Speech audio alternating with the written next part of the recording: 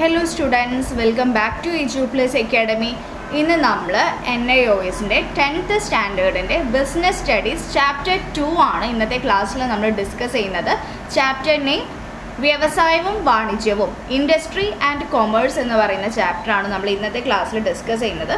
അപ്പം ഈ ഒരു ചാപ്റ്ററിൽ നമുക്ക് പഠിക്കാനുള്ളത് എന്താണ് വ്യവസായം, അതുപോലെ എന്താണ് വാണിജ്യം എന്ന് പറഞ്ഞാൽ എന്താണ്, അതിനെയൊക്കെ ഡിഫൈൻ ചെയ്യാനുണ്ട്. അതുപോലെ നമുക്ക് ഈ ഒരു വ്യാപാര പ്രവർത്തനങ്ങളെയാണ് നമ്മൾ രണ്ടായിട്ട് ക്ലാസിഫൈ ചെയ്യുന്നത്, അതാണ് വ്യവസായവും വാണിജ്യവും. അപ്പം ഈ ഒരു ചാപ്റ്ററിൽ മെയിനായിട്ട് ഇതിനെയാണ് നമുക്ക് പഠിക്കാനുള്ളത്. അതുപോലെ തന്നെ ഈ ഒരു വിവിധ തരം വ്യവസായങ്ങൾ, ഇൻഡസ്ട്രീസിൻ്റെ ടൈപ്സ് എന്തൊക്കെയാണെന്ന് പഠിക്കാനുണ്ട്. അങ്ങനെ ഒരു 6 ടൈപ്സ് ഇൻഡസ്ട്രീസിനെ പറ്റി പഠിക്കാനുണ്ട്. പിന്നെ നമ്മുടെ കച്ചവടത്തിൻ്റെ അനുബന്ധ സേവനങ്ങൾ, ഈ ഒരു വാണിജ്യത്തിൻ്റെ അനുബന്ധ സേവനങ്ങളായിട്ടുള്ള ഗതാഗതവും സംഭരണവും, അതുപോലെ ഇൻഷുറൻസ്, ബാങ്കിങ്, പരസ്യം, ഇതിനെയൊക്കെ പറ്റി ഡിഫൈൻ ചെയ്യാനും പഠിക്കാനുമുണ്ട്. പിന്നെ നമുക്ക് പ്രധാനമായിട്ട് ഇതിൻ്റെ മറ്റൊരു ഏരിയ എന്ന് പറയുന്നത് കൊമേഴ്സിനെ പറ്റിയിട്ട് പഠിക്കലാണ്. കൊമേഴ്സിനെ പറ്റി മനസ്സിലാക്കാനുണ്ട്. അതുപോലെ ടൈപ്സ് ഓഫ് കൊമേഴ്സ് ഏതൊക്കെയാണെന്ന് പഠിക്കാനുണ്ട്. പിന്നെ ഈ ഒരു നമ്മുടെ ട്രഡീഷണൽ ഫോമിലുള്ള ബിസിനസ്സും അതുപോലെ കൊമേഴ്സും തമ്മിലുള്ള ആ ഒരു ഡിഫറൻസ് എന്തൊക്കെയാണെന്ന് പഠിക്കാനുണ്ട്. അത്ര മാത്രമേ നമുക്ക് ഈ ഒരു ചാപ്റ്ററിൽ പഠിക്കാനുള്ളൂ. എളുപ്പം ഉള്ളൊരു ചാപ്റ്ററാണ്. ഓക്കെ, അപ്പോൾ നമുക്ക് ചാപ്റ്ററിലോട്ട് കടക്കാം. ഓക്കെ, ആദ്യം തന്നെ നമുക്ക് വ്യാപാരം എന്താണെന്നാണ് നോക്കാം. ലാഭം നേടുക എന്ന ഉദ്ദേശത്തോടെ ചെയ്യുന്ന എല്ലാ പ്രവർത്തനങ്ങളെയും വ്യാപാരം എന്ന് പറയുന്നു. വ്യാപാരത്തിൽ ഏർപ്പെട്ടിരിക്കുന്ന ഒരു വ്യക്തിയെ വ്യാപാരി എന്ന് വിളിക്കുന്നു. അപ്പോൾ എന്താണ് വ്യാപാരം എന്ന് പറഞ്ഞാൽ? എന്താണ് നമ്മൾ പ്രോഫിറ്റ് ഉണ്ടാക്കുക, അല്ലെങ്കിൽ നമുക്കൊരു ലാഭം നേടുക എന്നുള്ളൊരു ലക്ഷ്യത്തോടു കൂടി നമ്മൾ ചെയ്യുന്ന എല്ലാ പ്രവർത്തനങ്ങളെയും നമ്മൾ വ്യാപാരം എന്നാണ് പറയുക. വ്യാപാരത്തിൽ ഏർപ്പെട്ടിരിക്കുന്ന ഒരു വ്യക്തിയെ നമ്മൾ, ആ ഒരു ഇൻഡിവിജ്വലിനെ പറയുന്നതാണ് നമ്മൾ വ്യാപാരി എന്ന് പറയുന്നു. ഓക്കെ,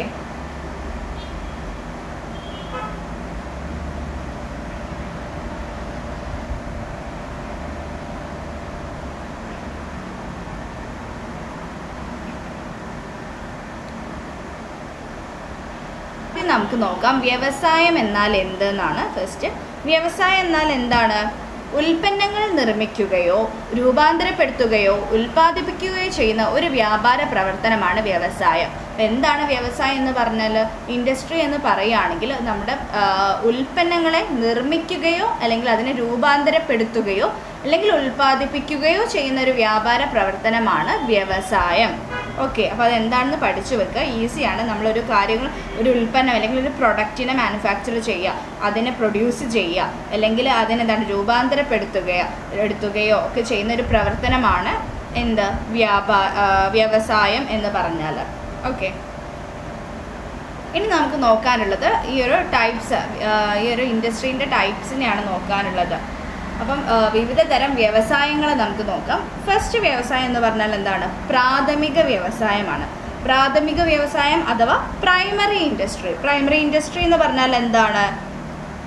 പ്രകൃതിയുടെ സഹായത്തോടെ ഉൽപ്പന്നങ്ങൾ ഉൽപ്പാദിപ്പിക്കുന്ന പ്രവൃത്തിയാണ് പ്രാഥമിക വ്യവസായം. അപ്പം എന്താണ് പ്രൈമറി ഇൻഡസ്ട്രി എന്ന് പറഞ്ഞാൽ? Concern with production of goods with the help of nature. അപ്പോൾ എന്താണ്? ഇത് നേച്ചർ ഓറിയൻറ്റഡ് ആയിട്ടുള്ളൊരു ഇൻഡസ്ട്രിയാണ് നമ്മുടെ പ്രൈമറി ഇൻഡസ്ട്രി എന്ന് പറഞ്ഞാൽ. അതിന് എക്സാമ്പിൾസ് എന്തൊക്കെ പറയാം പ്രാഥമിക വ്യവസായങ്ങൾക്ക്? നമ്മുടെ agriculture, farming, forestry, fishing, horticulture, ഇതൊക്കെ എന്താണ്? അഗ്രികൾച്ചറൽ സെക്ടറിൽ വരുന്നതാണ്, നമ്മുടെ പ്രാഥമിക വ്യവസായത്തിൽ വരുന്നതാണ്. അതെന്താണ്? പ്രകൃതിയുടെ സഹായത്തോടെ നമ്മൾ ഉൽപ്പന്നങ്ങൾ ഉൽപ്പാദിപ്പിക്കുന്ന ഒരു പ്രവൃത്തിയാണ് പ്രാഥമിക വ്യവസായം. നെക്സ്റ്റ് എന്താണ്? ജനിതക വ്യവസായം എന്ന് പറഞ്ഞാൽ ജനറ്റിക് ഇൻഡസ്ട്രിയിൽ വരുന്ന കാര്യം എന്താണ്? വിൽപ്പനയ്ക്ക് വേണ്ടി ചില പ്രത്യേക തരത്തിലുള്ള മൃഗങ്ങൾ, പക്ഷികൾ, സസ്യങ്ങൾ എന്നിവയെ പരിപാലിക്കുകയും വർദ്ധിപ്പിക്കുകയും ചെയ്യുന്ന ഒരു പ്രവർത്തനങ്ങളെയാണ് ജനിതക വ്യവസായം എന്ന് പറയുന്നത്. ഇപ്പോൾ ജനറ്റിക് ഇൻഡസ്ട്രി എന്ന് പറഞ്ഞാൽ എന്താണ്? Engage in reproduction and multiplication of certain spices of plants of animals with the object of sale. അപ്പോൾ നമ്മൾ അതിൻ്റെ മെയിൻ എയിം എന്താണ്? പ്രോഫിറ്റ് ഏൺ ചെയ്യാൻ വേണ്ടിയിട്ട് അല്ലെങ്കിൽ സെയിൽ ചെയ്യാൻ വേണ്ടിയിട്ട് നമ്മൾ ഈ ഒരു വിൽപ്പനയ്ക്ക് വേണ്ടിയിട്ട് ഒരു പ്രത്യേക തരത്തിലുള്ള മൃഗങ്ങളെയും പക്ഷികളെയും സസ്യങ്ങളെയും ഒക്കെ പരിപാലിക്കുകയും അതിനെ വർദ്ധിപ്പിക്കുകയും ചെയ്യുന്ന ഒരു പ്രവർത്തനമാണ് ഈ ഒരു ജനിതക വ്യവസായം അല്ലെങ്കിൽ ജനറ്റിക് ഇൻഡസ്ട്രി എന്ന് പറഞ്ഞാൽ. അതിനെന്തൊക്കെയാണ് എക്സാമ്പിൾ പറയാം? നമ്മുടെ കാറ്റിൽ ബ്രീഡിങ്, അതുപോലെ എന്താണ് പ്ലാന്റ് നഴ്സറീസ്, പിന്നെ എന്താണ് കാറ്റിൽ റിയറിങ്, പിന്നെ പോൾട്രി ഫാം, അതൊക്കെ എന്താണ് നമ്മുടെ ജനറ്റിക് ഇൻഡസ്ട്രീന് എക്സാമ്പിളാണ്. പോൾട്രി ഫാം എന്ന് പറഞ്ഞാൽ നമ്മുടെ കോഴികളുടെയൊക്കെ വളർത്തുന്ന ആ ഒരു ഫാമില്ലേ, അതാണ് പോൾട്രി ഫാം എന്ന് പറയുന്നത്. അവിടെയൊക്കെ എന്താണ് കുറേ കോഴികളുണ്ട്, അതിനൊക്കെ എന്താണ് നമ്മൾ അതെന്താണ് എഗ്ഗ് വിൽക്കുന്നുണ്ട്. അതുപോലെ എന്താണ് കോഴികളെയൊക്കെ നമ്മൾ എന്താണ് മറ്റുള്ള മാർക്കറ്റിലോട്ട് കൊടുക്കുന്നു. അതൊക്കെ എന്താണ് അവർക്ക് വിൽപ്പനയ്ക്ക് വേണ്ടിയിട്ട് തന്നെ നടത്തുന്ന ഒരു പരിപാലനമാണ്. മൃഗങ്ങളെയും പക്ഷികളെയൊക്കെ പരിപാലിച്ചുകൊണ്ട് ചെയ്യുന്നൊരു പ്രവർത്തനം എന്ന് ആണ് ജനിതക വ്യവസായം കൊണ്ട് ഉദ്ദേശിക്കുന്നത്. പിന്നെ എന്താണ് നെക്സ്റ്റ് ടൈപ്പ് ഇൻഡസ്ട്രി എന്താണ്? പ്രകൃതിജന്യ വ്യവസായം. പ്രകൃതിജന്യ വ്യവസായം എന്ന് പറഞ്ഞാൽ ഭൂമിക്കടിയിൽ നിന്നും വായുവിൽ നിന്നോ ജലത്തിൽ നിന്നോ ഉൽപ്പന്നങ്ങൾ പുറത്തെടുക്കുന്നതുമായി ബന്ധപ്പെട്ട പ്രവർത്തനങ്ങളാണ് പ്രകൃതിജന്യ വ്യവസായം. ഇപ്പോൾ എക്സ്ട്രാക്റ്റീവ് ഇൻഡസ്ട്രി എന്ന് പറഞ്ഞാൽ എക്സ്ട്രാക്ഷൻ ഓഫ് എന്ത് സോയിൽ, എയർ, വാട്ടർ, ഇതിൽ നിന്നൊക്കെ നമ്മൾ പ്രൊഡക്ട്സിനെ എന്താണ് ഭൂമിക്കടിയിൽ നിന്നും അല്ലെങ്കിൽ വായുവിൽ നിന്നോ അല്ലെങ്കിൽ ജലത്തിൽ നിന്നൊക്കെ ഉൽപ്പന്നങ്ങളെ പുറത്തെടുക്കുകയുമായിട്ട് കണക്ട് ചെയ്തിട്ടാണ് ഈ ഒരു പ്രകൃതിജന്യ വ്യവസായം അല്ലെങ്കിൽ എക്സ്ട്രാക്റ്റീവ് ഇൻഡസ്ട്രി വരുന്നത്. അപ്പോൾ അതിന് എക്സാമ്പിൾ എന്താണ് പറയുന്നത്? ഖനന വ്യവസായം, പിന്നെ കാടുകളിൽ നിന്നും തടിയും പിന്നെ റബ്ബറും ശേഖരിക്കുന്നത്, അതുപോലെ തന്നെ നമ്മുടെ റബ്ബേഴ്സും ഈ ഫോറസ്റ്റിൽ നിന്ന് ഈ കാടുകളിൽ നിന്ന് റബ്ബറും ഇതൊക്കെ റബ്ബർ അതുപോലെ തന്നെ ടിമ്പറൊക്കെ നമ്മൾ എടുക്കുന്നത്. ഓയിൽ ഇൻഡസ്ട്രി, അയേൺ, അതൊക്കെ നമ്മൾ എന്താണ് മൈനിങ് ചെയ്യുന്ന കാര്യങ്ങളാണ്. അപ്പോൾ ഇതിനൊക്കെയാണ് ഈ ഒരു എക്സ്ട്രാക്റ്റീവ് അല്ലെങ്കിൽ പ്രകൃതിജന്യ വ്യവസായത്തിൽ ഉൾപ്പെടുത്തുന്നത്. നെക്സ്റ്റ് ഒരു വ്യവസായം എന്ന് പറഞ്ഞാൽ ഉൽപാദന വ്യവസായമാണ്. മാനുഫാക്ചറിങ് ഇൻഡസ്ട്രിയിൽ എന്താണ് ഉൾപ്പെടുന്നത്? യന്ത്രങ്ങളും മനുഷ്യശക്തിയും ഉപയോഗിച്ചിട്ട് അസംസ്കൃത പദാർത്ഥങ്ങളെ ഉൽപ്പന്നങ്ങളാക്കി മാറ്റുന്ന പ്രവർത്തനമാണ് ഉൽപാദന വ്യവസായത്തിൽ നടത്തുന്നത്. അതിന് എക്സാമ്പിൾ എന്താണ്? പഞ്ചസാര വ്യവസായം, പേപ്പർ വ്യവസായമൊക്കെയാണ് ഈ ഒരു മാനുഫാക്ചറിങ് ഇൻഡസ്ട്രിയിൽ വരുന്നത്. ഇപ്പോൾ engage in transforming raw material into finished പ്രൊഡക്ട്സിലേക്ക് വരുന്നതാണ്. എന്തിൻ്റെ ഹെൽപ്പോടെ? മെഷീൻസിൻ്റെ മാൻ പവറിൻ്റെ ഹെൽപ്പോടെ നമ്മൾ ട്രാൻസ്ഫോം ചെയ്യുന്നത്. Transforming raw material into finished products with the help of machines and manpower. അപ്പോൾ അതിന് എക്സാമ്പിൾസ് എന്തൊക്കെയാണ്? നമ്മുടെ textiles, chemicals, sugar industry, paper industry, ഇതൊക്കെ എന്താണ് മാനുഫാക്ചറിങ് ഇൻഡസ്ട്രി അല്ലെങ്കിൽ ഉൽപാദന വ്യവസായത്തിന് എക്സാമ്പിൾസ് ആണ്.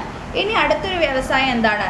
നിർമ്മാണ വ്യവസായം എന്ന് പറഞ്ഞാൽ കൺസ്ട്രക്ഷൻ ഇൻഡസ്ട്രിയിൽ എന്താണ് ഉൾപ്പെടുന്നത്?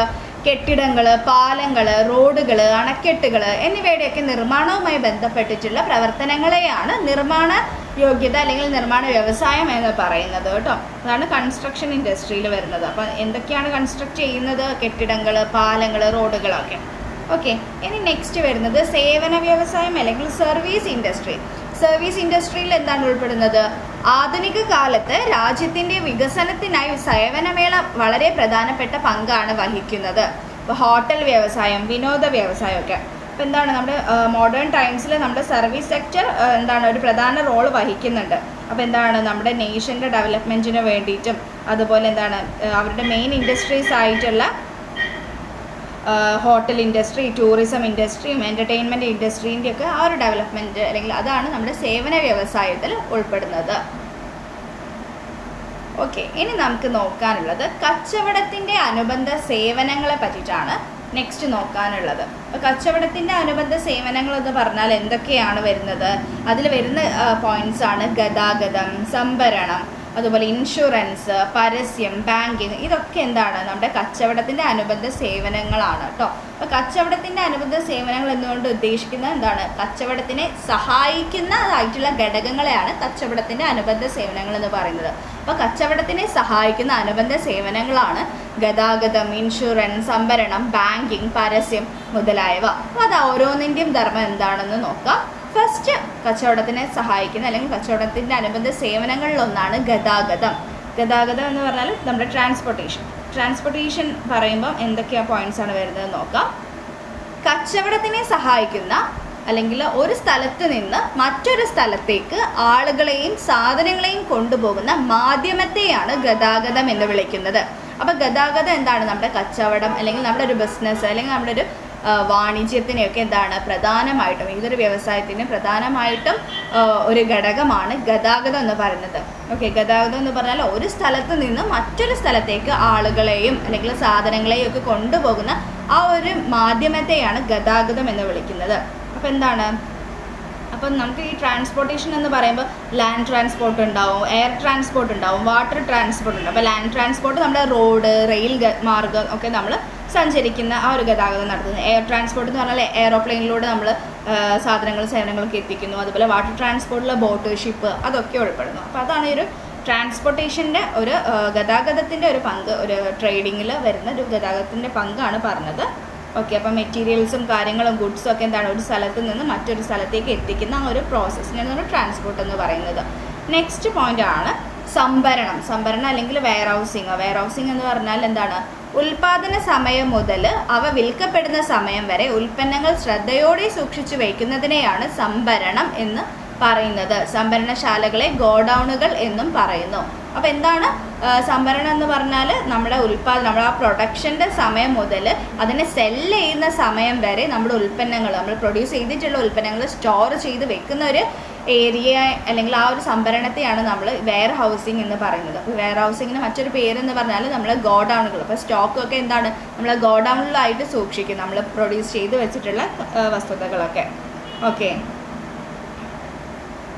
നെക്സ്റ്റ് കച്ചവടത്തിൻ്റെ അനുബന്ധ സേവനങ്ങളിൽ ഒന്നാണ് ഇൻഷുറൻസ് എന്ന് പറയുമ്പോൾ എന്താണെന്ന് നോക്കാം.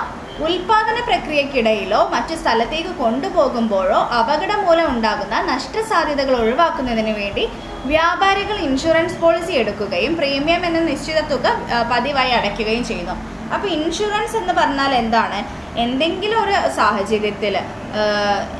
സാഹചര്യത്തിൽ നമ്മൾ പ്രൊഡ്യൂസ് ചെയ്തിട്ടുള്ള നമ്മുടെ ഉൽപ്പന്നങ്ങൾക്കോ അല്ലെങ്കിൽ നമ്മുടെ ഈ ഒരു ട്രാൻസ്പോർട്ടേഷൻ്റെ ടൈമിലായിട്ട് നമ്മുടെ സാധനങ്ങൾ നഷ്ടപ്പെടുകയോ ഒക്കെ ചെയ്തു കഴിഞ്ഞാൽ അല്ലെങ്കിൽ അപകടം മൂലം ഉണ്ടാകുന്ന ആ ഒരു നഷ്ടസാധ്യതയെ നമ്മൾ എലിമിനേറ്റ് ചെയ്യാൻ അല്ലെങ്കിൽ അതിനെ ഒഴിവാക്കാൻ വേണ്ടിയിട്ട് ഈ ഒരു ബിസിനസ് നടത്തുന്ന വ്യാപാരികൾ ഒരു ഇൻഷുറൻസ് പോളിസി അവരെടുക്കും. അപ്പോൾ ഇൻഷുറൻസ് പോളിസി എടുക്കുമ്പോൾ അവരെന്താണ് നിശ്ചിത തുക മന്ത്ലി ബേസിസിൽ അവർ പ്രീമിയം ആയിട്ട് അടയ്ക്കുന്നുണ്ട്.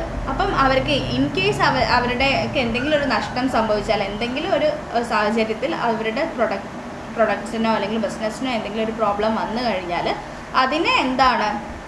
അതിനെ ക്ലെയിം ചെയ്യാൻ വേണ്ടിയിട്ട് ഇവർ ഈ പ്രീമിയം ആയിട്ട് അടയ്ക്കുന്ന തുക അവർക്ക് അന്ന് അത് ക്ലെയിം കിട്ടുകയും ചെയ്യും, ആ ഒരു എന്തെങ്കിലും നഷ്ടം സംഭവിച്ചു കഴിഞ്ഞാൽ. അതിന് വേണ്ടിയിട്ടാണ് ഈ ഒരു ഇൻഷുറൻസ് പോളിസി എടുക്കുന്നത്. ഓക്കെ, നമ്മുടെ റിസ്ക് കവർ ചെയ്യാൻ വേണ്ടിയിട്ട്. അപ്പം ഇൻഷുറൻസ് കമ്പനീസ് ആയിരിക്കും നമുക്ക് ഈ ഒരു റിസ്ക് റിസ്ക് നമുക്ക് കവർ ചെയ്യാൻ വേണ്ടിയിട്ടുള്ള നമുക്കൊരു ക്യാഷ് സെറ്റിൽമെൻറ്റ് അവരായിരിക്കും അത് ക്ലെയിം ചെയ്ത് തരിക. അപ്പോൾ നമ്മൾ അതിന് വേണ്ടിയിട്ടാണ് നമ്മളൊരു ഇൻഷുറൻസ് പോളിസി എടുക്കുന്നത്. അപ്പോൾ അത് സർട്ടൈൻ എമൗണ്ട് നമ്മൾ റെഗുലർ ബേസിസിൽ അവർക്ക് അടച്ചു കൊടുക്കുക. അതിനെയാണ് പ്രീമിയം എന്ന് പറയുന്നത്. ആ പ്രീമിയം വെച്ചിട്ടായിരിക്കും നമ്മുടെ ആ ഒരു റിസ്ക് അവർ കവർ ചെയ്യുക. ഓക്കെ, നെക്സ്റ്റ് ഒരു കച്ചവടത്തിൻ്റെ അനുബന്ധ സേവനങ്ങളിൽ ഒന്നാണ് പരസ്യം എന്ന് പറയുമ്പോൾ അഡ്വർടൈസിങ് എന്താണ് ചെയ്യുന്നത്, ഉൽപ്പന്നങ്ങളുടെ വിൽപ്പനയ്ക്ക് വളരെ ഫലപ്രദമായി സഹായിക്കുന്ന ഒന്നാണ് പരസ്യം.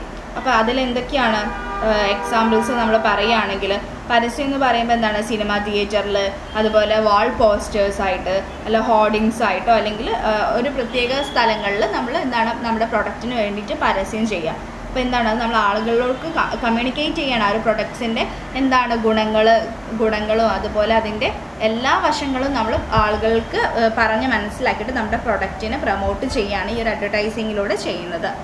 നെക്സ്റ്റ് സർവീസാണ് ബാങ്കിങ് എന്ന് പറഞ്ഞാൽ നമ്മുടെ ബിസിനസ്സിന് ചിന്തിക്കാൻ ഒരു ബാങ്കിങ് എന്ന് പറയുന്ന ഒരു സംവിധാനമില്ലാതെ ബിസിനസ്സിന് റൺ ചെയ്യാൻ പറ്റില്ല. ഓക്കെ, അപ്പോൾ അത് നമുക്ക് ഒരു പ്രധാനപ്പെട്ടൊരു ഘടകമാണ് ബാങ്കിങ് എന്ന് പറഞ്ഞാൽ. ഇപ്പോൾ ബിസിനസ്സിൻ്റെ എല്ലാ ട്രാൻസാക്ഷൻസും ഒക്കെ സ്മൂത്തായി നടക്കണമെങ്കിൽ ഒരു ബാങ്കിൻ്റെ ഹെൽപ്പ് വേണം. അതുപോലെ ബാങ്കിൻ്റെ മണി സപ്ലൈ ഒക്കെ ഉണ്ടെങ്കിലേ നമുക്ക് ഒരു ബിസിനസ് സ്മൂത്തായിട്ട് റൺ ചെയ്ത് പോകാൻ പറ്റുള്ളൂ. നോക്കാം, പൊതുജനങ്ങളിൽ നിന്ന് പണം നിക്ഷേപമായി സ്വീകരിക്കുകയും ആവശ്യമുള്ളവർക്ക് വായ്പയായി നൽകുകയും ചെയ്യുന്ന ഒരു സ്ഥാപനമാണ് ബാങ്കിങ്. അപ്പോൾ ഒരു ബിസിനസ് നടത്താൻ വേണ്ടി നമുക്ക് എല്ലാവിധ സഹായവും അതുപോലെ നമുക്ക് ആവശ്യമായിട്ടുള്ള ലോണും കാര്യങ്ങളൊക്കെ നമുക്ക് ബാങ്കിൽ നിന്നാണ് ലഭിക്കുന്നത്. ഓക്കെ, അപ്പോൾ എന്ത് കാര്യം ചെയ്യാനാണെങ്കിലും നമ്മൾ ബാങ്കിനെ ആശ്രയിക്കുന്നുണ്ട്. ഓക്കെ, ഇനി നമുക്ക് നോക്കാനുള്ളത് കൊമേഴ്സിനെ പറ്റിയിട്ടാണ്. അപ്പോൾ വിവിധ തരം കൊമേഴ്സ് ഉണ്ട്. അപ്പോൾ കൊമേഴ്സ് എന്ന് പറഞ്ഞാൽ ഇലക്ട്രോണിക് കൊമേഴ്സ് ആണ്. ഇലക്ട്രോണിക് ഡിവൈസിൻ്റെ സഹായത്തോടു കൂടി ബിസിനസ് ചെയ്യുന്നതിനെയാണ് നമ്മൾ ഇ കൊമേഴ്സ് എന്ന് പറയുന്നത്. അപ്പോൾ ഇതിനെ ഇ കൊമേഴ്സിന് പറയുന്ന മറ്റു പേരുകൾ എന്തൊക്കെയാണ്? It is also known as online shopping, online trading, E shopping, അതൊക്കെയാണ് നമ്മൾ ഇ കൊമേഴ്സ് എന്ന് പറയുന്നത്. ഇലക്ട്രോണിക് കൊമേഴ്സ്, നമ്മുടെ ഇലക്ട്രോണിക് ഡിവൈസിൻ്റെ ഹെൽപ്പോടു കൂടി ബിസിനസ് ചെയ്യുന്നതിനെയാണ് ഇ കൊമേഴ്സ് എന്ന് പറയുക. ഇൻ്റർനെറ്റ് പോലുള്ളവയിലൂടെ നമ്മൾ സാധനങ്ങളും സേവനങ്ങളും വാങ്ങുന്നതും വിൽക്കുന്നതും അല്ലെങ്കിൽ വിനിമയം ചെയ്യുന്നതുമാണ് ഈ ഒരു ഇ കൊമേഴ്സിൽ വരുന്നത്. അപ്പോൾ അതിലൂടെ എന്താണ്, നമുക്ക് ഇടപാടുകളോ അല്ലെങ്കിൽ വിൽപ്പന നിബന്ധനകളോ ഇലക്ട്രോണിക് രീതിയിലാണ് നമ്മൾ ഇ കൊമേഴ്സിലൂടെ നടത്തുന്നത്. അപ്പോൾ അതെന്താണ് ഇ ബിസിനസ് എന്നാണ് ഇതിൻ്റെ ഒരു പുതിയ ടേം നമ്മൾ പറയുക ഇലക്ട്രോണിക് കൊമേഴ്സിന്, അഥവാ ഇ ബിസിനസ്. അപ്പോൾ നമ്മളത് ഓൺലൈനായിട്ടോ അല്ലെങ്കിൽ റീറ്റെയിൽ വിൽപ്പനയ്ക്ക് നമ്മൾ യൂസ് ചെയ്യുന്ന മറ്റൊരു മാർഗ്ഗം ഇ ടെയിലിംഗ് എന്ന് പറയുന്ന ഒരു കാര്യം കൊണ്ട് നമ്മൾ ഇതിലൂടെ ചെയ്യുന്നുണ്ട്. അപ്പോൾ ഇലക്ട്രോണിക് മാർഗ്ഗത്തിലൂടെ സാമ്പത്തിക ഇടപാടുകൾ നടത്തുന്നതിനെയാണ് നമ്മൾ ഇലക്ട്രോണിക് വാണിജ്യം അല്ലെങ്കിൽ electronic commerce or e commerce എന്ന് പറയുന്നത്. അപ്പോൾ ഇൻ്റർനെറ്റിലെ വാണിജ്യത്തിൻ്റെ വൻ വിജയത്തോടു കൂടിയാണ് നമ്മൾ ഇ കൊമേഴ്സ് സാധാരണമായിട്ട് വേൾഡ് വൈഡ് വെബിലെ ഓൺലൈൻ സ്റ്റോറുകളിലെ ഷോപ്പിങ്ങിനെ ഒക്കെ സൂചിപ്പിക്കുന്നത്. അപ്പോൾ ഇ കൊമേഴ്സ് വെബ്സൈറ്റുകൾ എന്നും അറിയപ്പെടുന്നുണ്ട്. അപ്പോൾ ഇ കൊമേഴ്സിനെ പ്രധാനമായിട്ടും എത്രയായിട്ടാണ് 4 വിഭാഗങ്ങളായിട്ട് തരംതിരിക്കാനുണ്ട്. അതെന്തൊക്കെയാണ്? B2B, B2C, C2B, C2C. Okay, അപ്പോൾ ഇനി നമുക്ക് ഈ ഒരു വിവിധ തരം ഇ കൊമേഴ്സ് ഏതൊക്കെയാണെന്ന് നോക്കാം. അപ്പോൾ ഇലക്ട്രോണിക് ഡിവൈസിൻ്റെ ഹെൽപ്പോടു കൂടി ബിസിനസ് ചെയ്യുന്നതിനെയാണ് നമ്മൾ ഇ കൊമേഴ്സ് എന്ന് പറയുന്നത്. ഇ കൊമേഴ്സിന് പറയുന്ന മറ്റ് പേരുകൾ എന്തൊക്കെയാണ്? Online shopping, online trading, E shopping, E commerce ഒക്കെ. ഓക്കെ, അപ്പോൾ ഇ കൊമേഴ്സിൻ്റെ 4 ടൈപ്സ് ഉണ്ട്. അപ്പോൾ ആദ്യത്തെ ടൈപ്പ് ആയിട്ടുള്ള B2B ബിസിനസ് നോക്കാം. B2B ബിസിനസ് എന്ന് പറഞ്ഞാൽ എന്താണ്? ബിസിനസ് ടു ബിസിനസ്, കമ്പനികൾ തമ്മിൽ പരസ്പരം നടത്തുന്ന വ്യാപാരമാണിത്.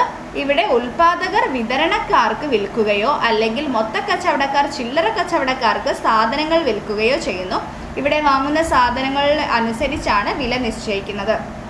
അപ്പം B2B ബിസിനസ് എന്ന് പറഞ്ഞാൽ കമ്പനികൾ തമ്മിൽ അല്ലെങ്കിൽ ബിസിനസ് ടു ബിസിനസ് ആണ്, ബിസിനസ്സുകാർ തമ്മിൽ നടത്തുന്ന ഒരു ഇടപാട് അല്ലെങ്കിൽ ഒരു വ്യാപാരമാണ് B2B അല്ലെങ്കിൽ ബിസിനസ് ടു ബിസിനസ് എന്ന് പറയുന്നത്.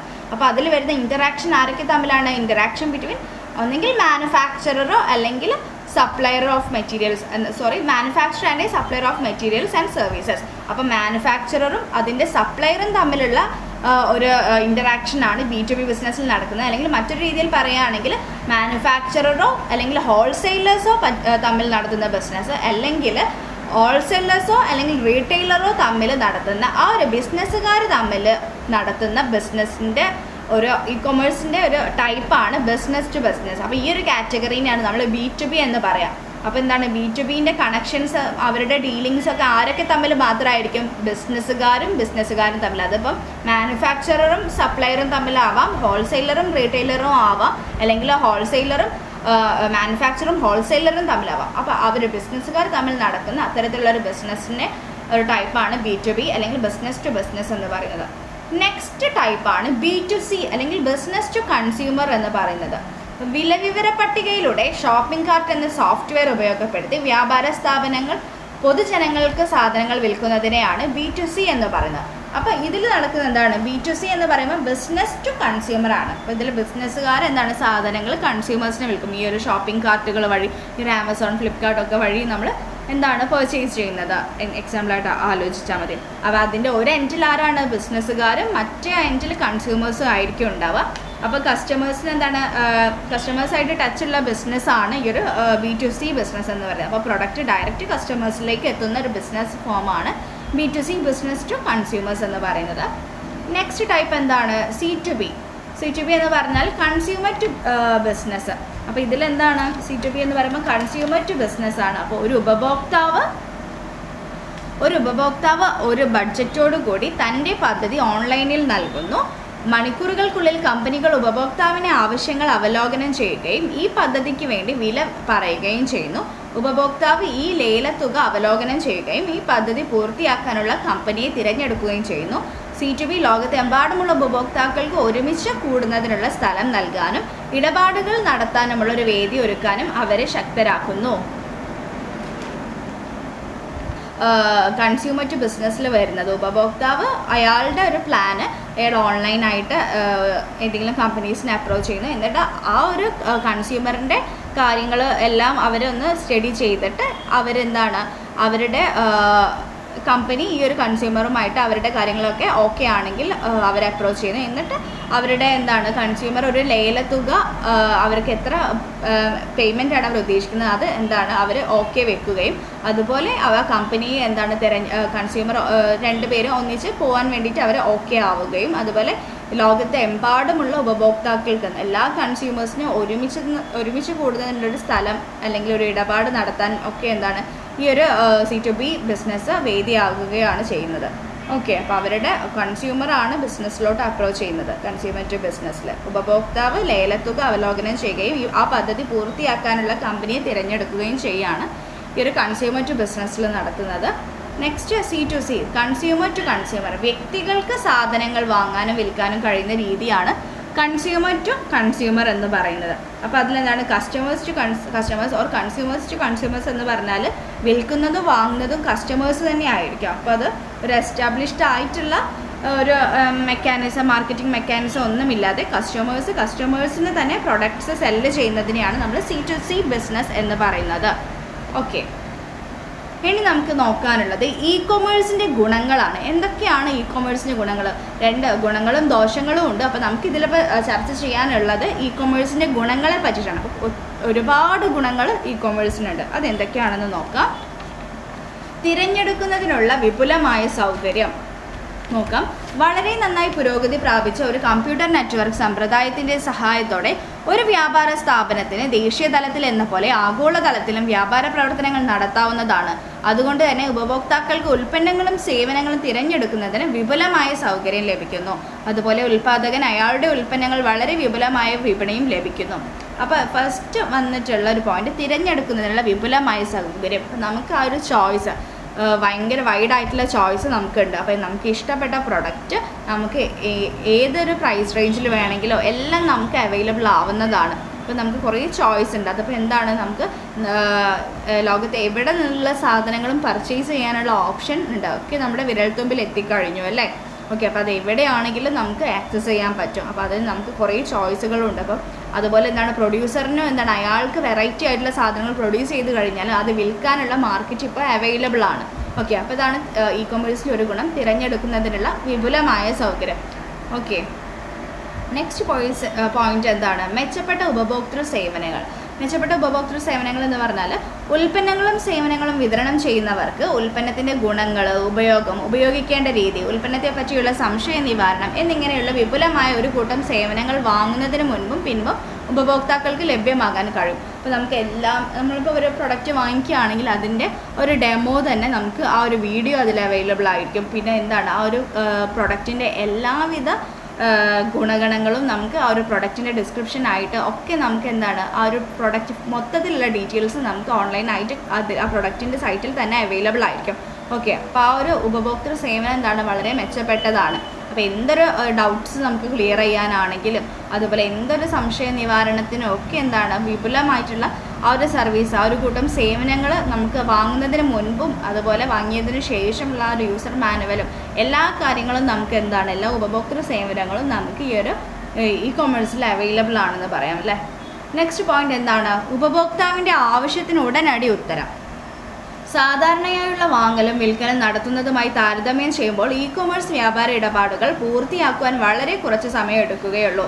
ഉൽപ്പാദകർക്ക് വിതരണം ഒഴിവാക്കി വിൽപ്പനകളും സേവനങ്ങളും ഉപഭോക്താക്കൾക്ക് നേരിട്ട് നൽകാൻ കഴിയുന്നതുകൊണ്ടാണ് ഇത് സാധ്യമാകുന്നത്. അപ്പോൾ നമുക്കിപ്പോൾ ഒരു പ്രൊഡക്റ്റ് ഓൺലൈനായിട്ട് വാങ്ങിക്കണമെങ്കിൽ നമ്മൾ ആ ഒരു വെബ്സൈറ്റിൽ കയറുന്നു, നമുക്ക് വേണ്ട പ്രൊഡക്റ്റ് നോക്കുന്നു, ഇഷ്ടപ്പെട്ട പ്രൊഡക്റ്റ് നമുക്ക് ഉടനെ വാങ്ങിക്കാൻ പറ്റും. പിന്നെ ആ ഒരു ഡെലിവറിക്ക് മാത്രമേ 2-3 ഡേയ്സ് നമുക്ക് എടുക്കേണ്ടതുള്ളൂ. ബാക്കി എല്ലാ കാര്യങ്ങളും നമ്മൾ ബാങ്കിങ്ങും ട്രാൻസാക്ഷനും നമ്മൾ പേയ്മെൻ്റൊക്കെ ചെയ്യുന്ന രീതി എല്ലാം വളരെ സ്പീഡായിട്ടുള്ള കാര്യങ്ങളാണ്.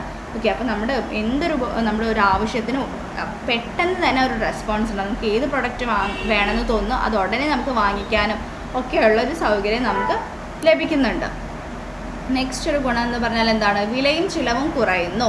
അപ്പോൾ ആ ഒരു ചിലവും അതുപോലെ നമ്മുടെ പ്രൊഡക്റ്റിൻ്റെ വിലയൊക്കെ എന്തായിരിക്കും നമ്മുടെ ട്രഡീഷണൽ മെത്തേഡ് അല്ലെങ്കിൽ ആ ഒരു ട്രഡീഷണൽ രീതിയിൽ നമ്മൾ വാങ്ങിക്കുന്നതിൽ നിന്ന് ഇ-കൊമേഴ്സിൽ എന്താണ് കുറവാണ് ഉണ്ടാവുക. അതുപോലെ നമുക്ക് യാത്രാ ചിലവ് വരുന്നില്ല, എക്സ്പെൻസ് അങ്ങനത്തെ കാര്യങ്ങളൊന്നും വരുന്നില്ല. അപ്പം വ്യാപാര ഇടപാടുകൾ നടക്കുമ്പോൾ പ്രവർത്തന ചിലവിൽ വളരെയധികം കുറവുണ്ടാകുന്നു. ഉൽപ്പന്നങ്ങൾ ഷോറൂമിൽ പ്രദർശിപ്പിക്കുകയോ വളരെ വലിയ സ്റ്റോക്ക് ഗോഡൗണുകളിൽ സൂക്ഷിക്കേണ്ട ആവശ്യമോ ഇല്ല. നടത്തിക്കൊണ്ടു പോകുന്നതിന് ആവശ്യമായ ജോലിക്കാരുടെ എണ്ണവും വളരെ കുറവാണ്. ഇങ്ങനെ വരുമ്പോൾ പ്രവർത്തനങ്ങൾ സ്വാഭാവികമായും കുറയുന്നു. അതുകൊണ്ട് ഉപഭോക്താക്കൾക്ക് കുറഞ്ഞ നിരക്കിൽ ഉൽപ്പന്നങ്ങൾ ലഭിക്കുന്നു. അപ്പോൾ അവരുടെ ആ ഒരു അവർക്ക് ആ ഒരു ബിസിനസ് റൺ ചെയ്ത് പോകുന്നതിനൊക്കെ അധികം ജോലിക്കാരുടെ ആവശ്യമോ കാര്യങ്ങളോ ഒന്നുമില്ല. അതിപ്പോൾ ഒരു ഫിസിക്കലായിട്ട് അവർക്കൊരു ഷോപ്പും കാര്യങ്ങളൊക്കെ ഉണ്ടെങ്കിൽ അവിടുത്തെ മെയിൻ്റനൻസ്, അവിടുത്തെ ആളുകളുടെ ചിലവ്, അതുപോലെ അവർ അവിടെ യൂസ് ചെയ്യുന്ന കറൻറ്റ്, അതെല്ലാം കൂടി നമ്മുടെ ഒരു പ്രൊഡക്റ്റിന് ഒരു സാധനം വാങ്ങിക്കുമ്പോൾ നമുക്ക് ആ ഒരു ബില്ലിൽ ആഡ് ആവുന്നുണ്ട് ഇൻഡയറക്റ്റ് ആയിട്ട് തന്നെ. പക്ഷേ ഈ ഒരു ഓൺലൈൻ പ്ലാറ്റ്ഫോമിൽ നമുക്ക് ഈ വക ചിലവുകളൊന്നും ഇല്ലാത്തത് കൊണ്ട് തന്നെ അവിടെ നമുക്ക് ഡിസ്കൗണ്ട് ലഭിക്കുന്നുണ്ട്. അവിടെ അവരുടെ ചിലവ് കുറവായതുകൊണ്ട് തന്നെ നമുക്കും ആ ഒരു പ്രൊഡക്റ്റിന് വാങ്ങിക്കേണ്ട വിലയും ചിലവും എല്ലാം കുറയുന്നുണ്ട്. ഓക്കെ, അതാണ് നമുക്ക് ഉപഭോക്താക്കൾക്ക് കുറഞ്ഞ നിരക്കിൽ ഉൽപ്പന്നങ്ങൾ ലഭിക്കുന്നത്. ഓക്കെ, അപ്പോൾ ആ ഒരു വിലയും ചിലവും കുറയുന്നതും ഈ ഒരു ഇ-കൊമേഴ്സിൻ്റെ ബെനിഫിറ്റ് അല്ലെങ്കിൽ മെറിറ്റിൽ വരുന്ന ഒരു കാര്യമാണ്. നെക്സ്റ്റ് പോയിന്റ്, വിപണി വിവരങ്ങൾ. വിപണി വിവരങ്ങളിൽ എന്താണ് വരുന്നത്? വിപണന സംബന്ധമായ എല്ലാ വിവരങ്ങളും ഇൻ്റർനെറ്റിലൂടെ ലഭ്യമാണ്. പ്രസ്തുത വിവരങ്ങൾ ഉപഭോക്താക്കളുടെ വിവിധങ്ങളായ ആവശ്യങ്ങൾ മനസ്സിലാക്കുന്നതിനും അതിനനുസരിച്ച് ഉപയോഗങ്ങൾ ഉൽപ്പാദിപ്പിക്കുന്നതിനും മെച്ചപ്പെട്ട സേവനങ്ങൾ നൽകുന്നതിനും വ്യാപാര സ്ഥാപനങ്ങൾക്ക് കഴിയുന്നു.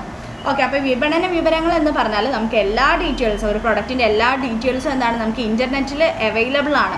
അപ്പോൾ ആ ഒരു പ്രൊഡക്റ്റിൻ്റെ ഡീറ്റെയിൽസും കാര്യങ്ങളൊക്കെ നമ്മുടെ കൺസ്യൂമേഴ്സിൻ്റെ എല്ലാ ആവശ്യങ്ങളും മനസ്സിലാക്കിയിട്ട് തന്നെ അതിനനുസരിച്ച് നമ്മുടെ ഉപയോഗങ്ങളും അതുപോലെ അത് പ്രൊഡ്യൂസ് ചെയ്യുന്നതിൻ്റെയും എല്ലാ സർവീസും നമുക്ക് ലഭിക്കുന്നുണ്ട്.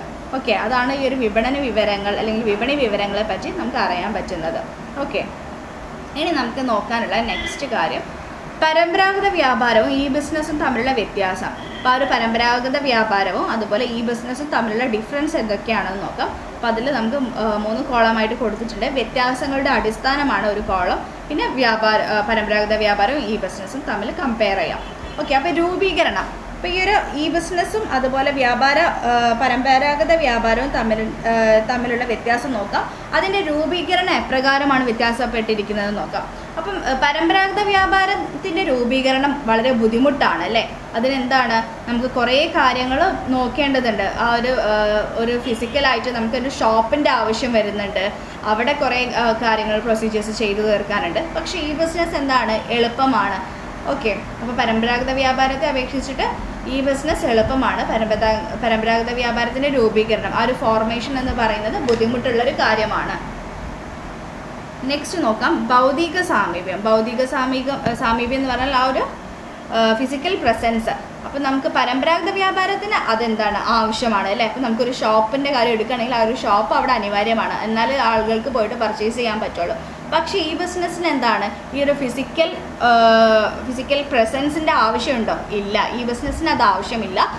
നമ്മുടെ ട്രഡീഷണൽ ബിസിനസ്സിന് അത് ആവശ്യമാണ്. നെക്സ്റ്റ്, സ്ഥാപിക്കാനുള്ള ചെലവ് ഈ ഒരു ട്രഡീഷണൽ ബിസിനസ്സിന് കൂടുതലും ഈ ബിസിനസ്സിന് കുറവുമാണ്.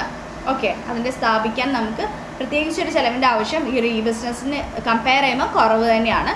ഇനി ആ ഒരു പ്രവർത്തന ചെലവ്, നമ്മുടെ ആ ഒരു ഓപ്പറേറ്റിംഗ് കോസ്റ്റ് എങ്ങനെയാണ് വരുന്നത്? അപ്പോൾ നമ്മുടെ ട്രഡീഷണൽ ബിസിനസ്സിൽ വാങ്ങുന്നതിനും വിൽക്കുന്നതിനും വിതരണം ചെയ്യുന്നതിനും നിക്ഷേപം ആവശ്യമുള്ളത് കൊണ്ട് ഈ ഒരു പ്രവർത്തന ചെലവ് കൂടുതലാണ് ട്രഡീഷണൽ ബിസിനസ്സിൽ. ഈ ബിസിനസ്സിൽ ഭൗതിക സൗകര്യങ്ങൾ ആവശ്യമല്ലാത്തത് കൊണ്ട് ഈ ഒരു പ്രവർത്തന ചെലവ്, നമ്മുടെ ആ ഒരു കോസ്റ്റ്, ഓപ്പറേറ്റിംഗ് കോസ്റ്റ് ഈ ബിസിനസ്സിൽ കുറവാണ്, ട്രഡീഷണൽ ബിസിനസ്സിൽ കൂടുതലാണ്.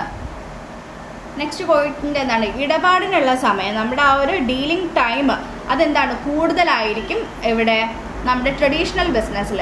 ഈ ബിസിനസ്സിലോ അത് കുറവാണ്. കാരണം ഇടപാട് ഇൻ്റർനെറ്റ് വഴി ആണ് നമ്മൾ ചെയ്യുന്നത്. അതുകൊണ്ട് തന്നെ ആ ഒരു ഇടപാടിനുള്ള നമ്മുടെ ആ ഒരു ടൈം ഈ ബിസിനസ്സിൽ കുറവും മറ്റേതിൽ കൂടുതലുമാണ് ട്രഡീഷണൽ ബിസിനസ്സിൽ. നെക്സ്റ്റ് പോയിന്റ് ആളുകളുടെ ഇടയിൽ ബന്ധത്തിനുള്ള അവസരം.